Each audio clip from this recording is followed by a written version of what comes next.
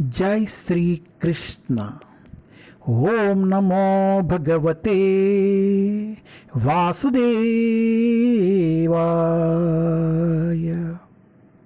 ओम नमो भगवते वासुदेवाय।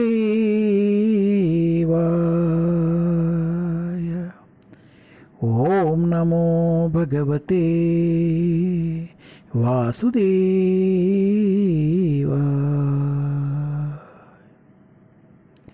जय Shri Krishna. Srimad Bhagavatam canto 1 chapter 11। Lord Krishna's entrance into Dwarka. भगवान श्री कृष्ण का द्वारका में प्रवेश। श्री कृष्णुनि द्वारका नगरमु प्रवेशम। Text 4 and 5। तत्र उपनीता बलयो रवे दीपम इवादृता आत्मारामं पूर्णाकामं निजालभेन नित्यदा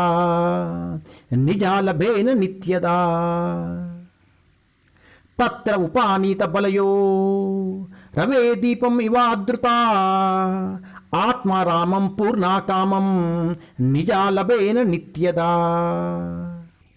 प्रीति उत्पल्ला मुखा प्रोचु हर्षा गदद्गाया गिरा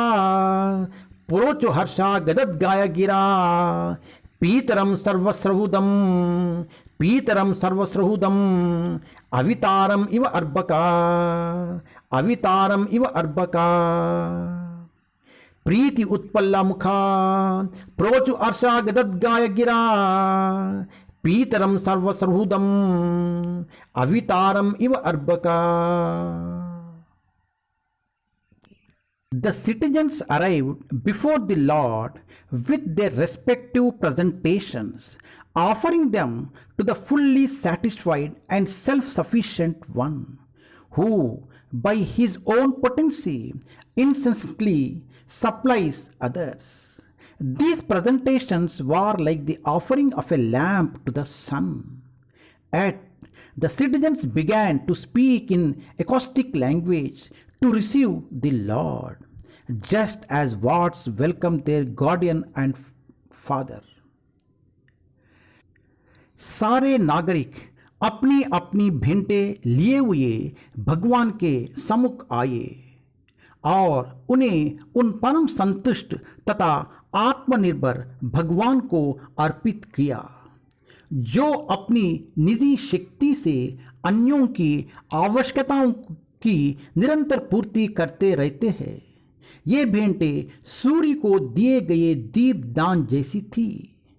फिर भी सारे नागरिक भगवान के स्वागत में ऐसी आह्लादमयी भाषा में बोलने लगे, मानो बच्चे अपने अभिभावक तथा पिता का स्वागत कर रहे हो। పురజనులు తమ తమ కానుకలను గూడి శ్రీకృష్ణుని చేరి పూర్ణ కాముడను ఆత్మరాముడను స్వీయ శక్తిచే నిరంతరము ఇతరులకు సమస్తము నొసగువాడును అగు అతనికి వాటిని అర్పించిరి. ఆ కానుకలన్నీయును సూర్యునికి దీపము అర్పించిన చందమును ఉండెను. అయినప్పటికీ బాలురు తమ రక్షకుని మరియు తండ్రిని ఆహ్వానించడి రీతి వారు శ్రీకృష్ణుని ఆదరించుటకై గద్గద స్వరముతో ఇట్లు పలికిరి. హరే కృష్ణ.